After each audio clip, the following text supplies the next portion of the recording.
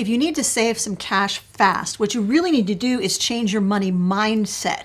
One of the easiest ways to do that is to have a no-spend challenge. Now, no spend might sound like a drag. In fact, that can kind of take Hope and I back to the days when we were in school, when we were kids, and our parents told us no to everything. There's nothing worse than being told, no, you can't do something. But in this video, we'll explain why a no-spend challenge might be exactly what you need to help get your finances back on track. It can be incredibly beneficial, and we'll tell you how to make it a really fun game plan so that it's something you want to repeat over and over again. If you don't know us, I'm Larry. And I'm Hope. And we're from Under the Median, where every week we bring you videos on practical frugality. So what do we mean by a no-spend challenge? Does that mean we don't spend any money at all? No. It means that we don't spend any money that we don't have to. Now, if you have to pay bills and that kind of thing, we recommend that you continue spending that kind of money. A no-spend challenge is a clearly defined length of time in which you choose to spend less money than you generally do. Now, if you've ever done a no-spend challenge, or maybe you're planning your first no-spend challenge, drop us a yes, that's me in the comments section. Whether you're a veteran at this or a newbie, the big question is, what is this going to do for me? What is the advantage of a no-spend challenge? Ultimately, it all has to do with the word goals. And that other magic word we talk about all the time, it helps you to do what? It helps you to prioritize those goals. So at the end of a no-spend challenge, it helps you to figure out what is necessary, what is not necessary, what is super important to get done right away, and what can wait. Stick with us and you'll see how prioritizing fits in even with a no-spend challenge. But before we get started, we'd like to thank the sponsor for this video, John Creekmore and the team at Creekmore Wealth Advisors. John Creekmore actually has been responsible for helping us to learn to prioritize and learn to do a lot of the tactics and strategies that we'll teach you in this video. John Creekmore has been our personal financial planner for a number of years now, and it was John who first helped us to understand the importance of prioritizing our goals. We first walked into John's office and he gave us a number of questions that he really wanted us to ponder and answer. Some of those questions included things like, which of these goals is the most important? Which of the goals on your list is a really quick win that you can knock out, done, dusted, so you can move on to the next goal on the list? And which of those goals do you really honestly need to leave a little bit more time so that you can save at a little bit slower rate, but still reach the goal ultimately down the line somewhere? After John helped us prioritize our goals, he helped us do something else super important, and that is prioritize our spending. He helped us see how if we spent money just a little bit differently in several categories, we could effectively free up a number of dollars to put toward those goals every single month. Now, if you have questions about prioritizing your goals or about investing, retirement, or savings, the team at Creekmore Wealth Advisors would love to field those questions for you. You need to live in the U.S. for them to help you. There'll be a link for Creekmore Wealth Advisors all the way at the top of the description of this video. So how can you be successful at a no-spend challenge? Well, there are three elements involved in this, and that is psychology, strategy, and discipline. We're going to talk about all three of these and how they relate to this subject. We'll start out with psychology because at its core, a no-spend challenge is based on something super important, and that is changing your mindset when it comes to money. And I think this is really the key point in the whole thing is the mindset. So you want to start out by very clearly defining your goals. What is it that you really want to get out of this challenge? This is an interesting question that somebody just asked me today. What is the number one resolution that people make on New Year's Eve that they're going to walk away from as far as money is concerned in the first month? And I said, the most important thing that they can do is make sure that they have clearly defined goals in the first place. If your goal is simply to save money, you will get really tired of that and walk away from it within the first 30 days. Why? because you don't have any reason that you're even saving the money. Right. So if your goal for the No Spends Challenge is simply save more money, that's probably not going to be good enough. We would challenge you to look very specifically at some goals that you know that you can reach in 30 days of a No Spend Challenge and focus on those specific goals. They should have an amount of money that is attached to each goal. It should have an end date attached to each goal, and you can have specifics. So let's talk a little bit about specifics. If you're saving money, what are you saving for? Are you saving for a vacation? Are you saving to reduce debt? Are you saving to build an emergency fund? You need a purpose along with that savings plan so you'll stick with it. Clearly defined goals will give you motivation. And those clearly defined goals and that motivation will keep you moving forward. Even after 2 weeks, you are really not digging this whole idea of a no-spend challenge. And if that's where you think you're going to be after 2 weeks of a no-spend challenge, we want to make sure that you stick with us through the whole video, because we're going to show you in just a little while how you can create some ways to make the no-spend challenge really, really fun. And honestly, to make it something you're going to repeat again and again and again. One of the goals in terms of having a no-spend challenge is to save for a specific improvement or a project that you want to do around the house. The other thing that this can do is find some holes in your budget, some areas that you're spending money that's not doing you any good. It's going to things that you don't really need. It's going to things that aren't really helping you. This will help you weed out and recognize some of those areas. One of the word pictures that we've used a lot on this channel to help define for you what those holes look like in your budget is consider that the whole amount of money that you have to spend every month is contained in a colander. So a colander has what? It has little tiny holes. The money that is going through holes that you really don't want it to go through, those are the holes in your budget. So those are the little tiny things. Really, it's not the big things that you spend money on that will make the difference between reaching financial goals or not reaching financial goals. It's not those big things. It's the little bitty things that will make a huge, huge impact. And I think a No Spend Challenge is super at being able to find those little tiny holes, identify them, and close them up. Changing those spending patterns is what will really help close up areas in your budget that are wasteful. And that's what will help you increase the amount of money that you have going toward reaching the goals. And getting what you really need. The whole idea of a no-spend challenge, the reason that it challenges us is not just because you're not spending money. The reason it challenges you is because you are defining clearly the differences between your wants and your needs. Yes. The mindset shift that goes along with having a no-spend challenge is really one of the actions that causes this to help you sort out your budget and switch over what you are actually doing and help you to be more efficient in how you're using your money. Now, as you change that mindset, here's something that will become really apparent to you. You're going to be able to figure your triggers. What's that? All right. Say, I wanted it to rhyme. All right. Figure your triggers doesn't rhyme, but figure your triggers. That rhymes. Okay. It's got to rhyme, guys. Figure your triggers. What is it that is triggering you to want to spend money? Seldom do we spend money. I'm just going to say this, and then you guys can tell me in the comment section whether you agree with me or whether you don't agree with me. I'm okay either way. You can tell me in the comment section. I think that it's far more often that we spend money because of an emotional thing rather than a physical need. We don't often spend money on something that we absolutely need. I think we spend a lot more money on things that we are spending money on because we're upset or we're bored or we're unhappy or we just haven't spent money in a while or we're just hooked on that feeling of pushing the big red buy button. There are a lot of emotional triggers rather than physical triggers that go along with spending money.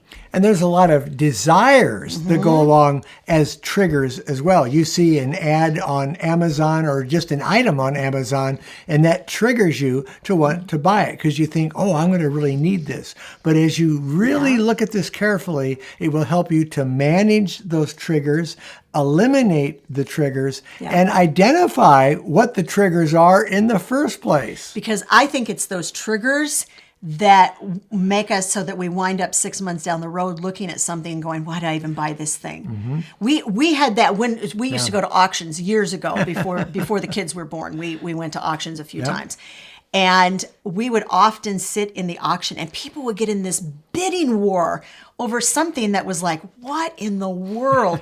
And Larry would lean over to me. He'd say, tomorrow morning, they're going to wake up. That thing is going to be in their bedroom staring at them. And they're going to say, why did I spend that money? And every time I think about these emotional triggers, that's what comes to mind, is that feeling of 6 months after you buy something going, I really didn't need that in the first place. Not only did I not need it right now, I just don't want it, and I wish I'd never spent the money. No-spend challenges will help you to sort that out. Now, if you're trying to look at your expenses and really start cutting, Hope wrote a really good ebook on it, and it's called 10 Ways to Radically Reduce Expenses. And in this ebook, she goes through several different strategies that she's used in order to reduce the spending. It's a free ebook, guys. There'll be a link to it in the description of the video. Here's another element that relates to the psychology of doing a no-spend challenge. Visualize your success. Just imagine how successful, how satisfying you will feel once you are successful at cutting down the expenses that have cost you so much money in the past. What's interesting to me is, as much as you try to visualize that feeling of what's it going to feel like in 30 days when you think, yeah, I made it to the end of the challenge. You saved some money, but more importantly, you figured out what those triggers were. You figured out how you can cut expenses, the difference between wants and needs. There's so many things that you discover on the road of that no-spend challenge. But from experience, we will tell you, as satisfying as you think that feeling is going to be, it is even better than that. It's more satisfying. Yeah, I was going to say, you'll have a lot more determination and focus. And this is why you want to keep this up for at least 30 days. It takes 30 days, according to experts, to break a habit. And in 30 days, this will give you enough time that you'll want to switch over some of your behaviors. And you're actually, in a sense, you're giving yourself a raise.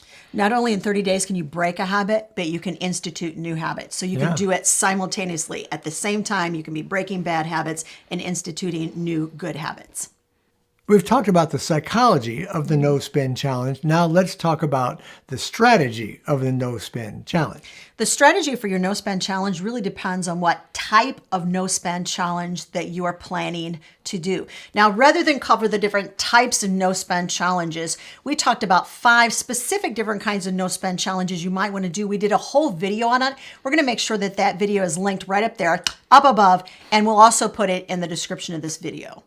It doesn't matter what type of no-spend challenge you use. There are several things that each type has in common. Before you begin a no-spend challenge, you have to know something really important: where your money is going. You have to have a budget. Now, by creating a budget, you've got basically a detailed outline, a detailed spending plan for that month.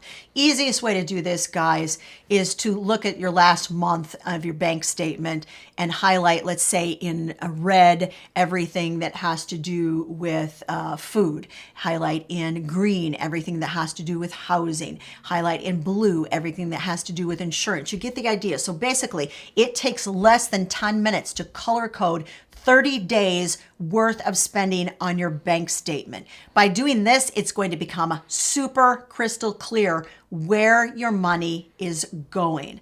Now, if you want the specifics of how to put together a budget, we put together a budget in 30 minutes or less every single month. It's a 4-step process. We've done it for years and years. And once again, we did a video on that 4-step process of creating a budget in 30 minutes or less. And we'll link that video also in the description of this video. Another thing that these all have in common would be down to your meal planning. If you're meal planning and you're staying out of the restaurants, so to speak, because you're planning for each meal and you're doing it at home, you're cooking the meals at home, that's going to be so much cheaper for you. Do you know why we always include this in every no-spend challenge? Because when you do a no-spend challenge, you want to look critically at your budget and you want to grab, for the sake of the challenge, the low-hanging fruit, the easiest areas in your budget to cut back. And of course, one of the easiest areas to change is to stop eating out and start eating more at home. And even if you are eating more at home and less at a restaurant, you are still, at the end of 30 days, going to be saving a boatload of money. Another aspect of no-spend challenges is looking for free activities that you can do, like hiking, walking, reading a book, things that you can do at your library that are free. Look into the free activities. Those won't cost you a thing, and they'll fill your time. We always said that we raised kids on not a lot of money, but we had a lot of fun. We had so much fun. And seldom do we ever spend a lot of money going out to do any of those activities. Look around your area and you can find a whole lot of things to do that you can have fun without spending a dime. Now, the other thing you want to do with a no-spend challenge is make sure that you're using what you have on hand. Yes. This, of course, in essence, goes back to that whole idea of the food budget. One of the things that I did that challenged us this year was I dropped our grocery budget. And I know grocery prices were going up. And this is kind of one of those things. We are so hooked on the idea of a no-spend challenge, and we've incorporated this idea in so many different ways throughout the past 35 years that when we got to the end of 2022, I said, I don't know, we spent $240 a month for a family of 4. I'll bet I can do it on less. No-spend challenges or low-spend challenges become definitely something you want to do over and over again because it is so much fun after a while to figure out ways that are workarounds, ways that you can spend less money or stop spending money in specific areas, and ways that you can do more with less money. And a lot of that involves using what you already have on hand. How many of us have a full freezer and we still go out to the grocery store because we don't have any food in the house? Happens all the time. During a no-spend challenge, you're probably going to be eating a lot more out of your freezer. Speaking on what Hope already said about how no-spend challenges can be so much fun for your family, gamify it. Yep. Make it a challenge for the whole family. Set some goals in place that you want to reach toward the no-spend challenge. And as you reach those, mark them off and score them. In other words, mark them off as a winning. This means I won in this area. We did this all the time when we were raising the kids. When we had a goal, we would get like a long scroll of paper. We would hang it up over the whole, like we had this long hallway, like the paper would stretch from one end of the hallway to the other end of the hallway. And we'd make a chart on it. And at the end of every day, they would color in circles and see how we had done and how close we were getting to the goal. Gamify it, guys. Even adults like games. Tell us in the comments section, are you an adult and you really like the whole idea of gamifying this process? For us, this was part of what made it fun and made us want to do it over and over again, because we wanted to see if we could do it the next time and do it even a little bit better. So we've covered psychological and we've covered strategy. Now let's talk about discipline execution. Yeah, because as we mentioned, sometimes you'll get a couple of weeks into a no-spend challenge and think, this is a drag, it's a drag, it's a drag. I don't want to keep doing it. Discipline. How do you keep moving forward and keep enthused about a no-spend challenge when about 2 weeks into it, you have finding that it's not as fun as you thought it would be? Well, one of the things you can do is involve some people in this with you. Join a support group. Use your spouse. Bring them into it. Maybe some friends that you can share with what you're doing, and then you can stay on track with your goals by checking in every couple of days and saying, how are you doing with this? Or how am I doing with this? And that way you'll have a little bit more accountability in terms of staying with it. Second thing you can do in order to have disciplined execution of a no-spend challenge is that you can practice delayed gratification. That sounds so unfun, doesn't it? I'm like, delayed gratification. It doesn't sound like a lot of fun. Here's where delayed gratification is fun. Delayed gratification means delayed. It doesn't mean forever. Right. It means that for 30 days, you are deliberately separating your wants from your needs, and you're doing it with a what? With a goal in mind. You know that the end goal of this, let's say that it is, you want to set aside $500 to pay down a debt, or $500 toward that vacation you want to take next year, or whatever it is, that amount of money. But that's just part of it. The other part of it is, remember, you are changing your mindset. You're reminding yourself that the old ways of spending money weren't working so well for you. And your goal in this 30 days is to analyze what you were doing and change it so that the outcome for the rest of the year, not just for the 30 days you're doing the No Spend Challenge, the outcome will continue to be different. Delayed gratification can be a good vehicle that you use to get to where you need to be in terms of cutting down some of your expenses, because you're going to find some areas in your budget by delaying that gratification, you may realize, I don't really need this item anymore, and you just take it right off the plate. Or you may remind yourself that we're just not eating out for 30 days. There's the delayed gratification.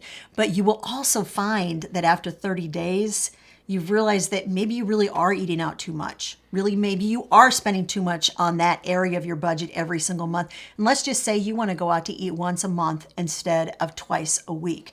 That alone is a huge, huge win. And it is going to help you not just in those 30 days, but a way long time down the line in order to reach more financial goals.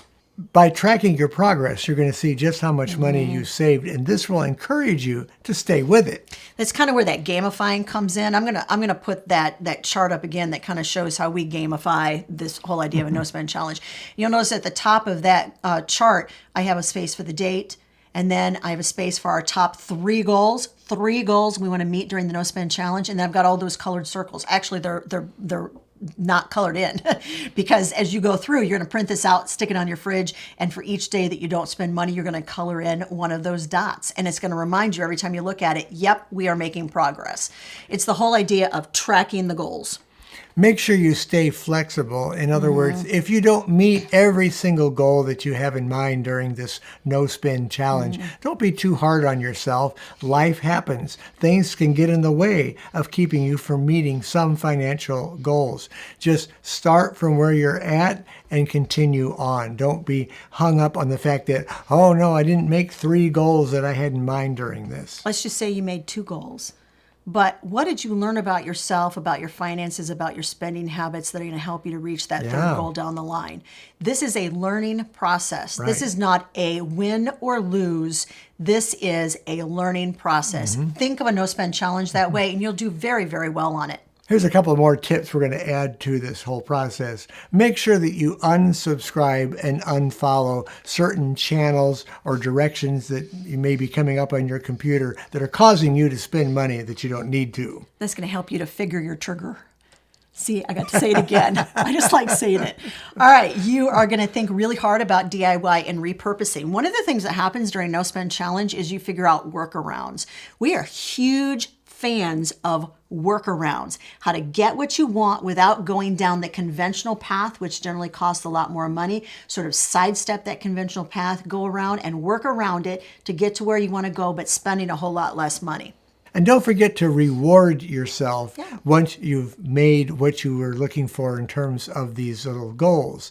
But don't spend too much money doing it. Find ways you can reward yourself without going into debt doing it. Celebrate responsibly and frugally while you're doing it. Now remember, the whole idea of a no-spend challenge is not deprivation. Just like the whole idea of frugality is not deprivation. You have to go into a no-spend challenge knowing what the bottom line is. The bottom line is changing your spending habits. The bottom line is figuring out the difference between wants and needs. And the bottom line is to change your mindset about money and about how you spend it. If you go into any no-spend challenge with those ideas in mind, you are going to not only succeed in a no-spend challenge, you are going to find that you actually enjoy it and you want to do it again and again, because a no-spend challenge can be a fantastic way to set you up for success and get you going and moving toward some great big goals that you may want to reach this year. We mentioned a little bit earlier about a video that Hope and I did on 5 different kinds of no-spend challenges. And if you want to take a look at that video, we got a link for it right over there.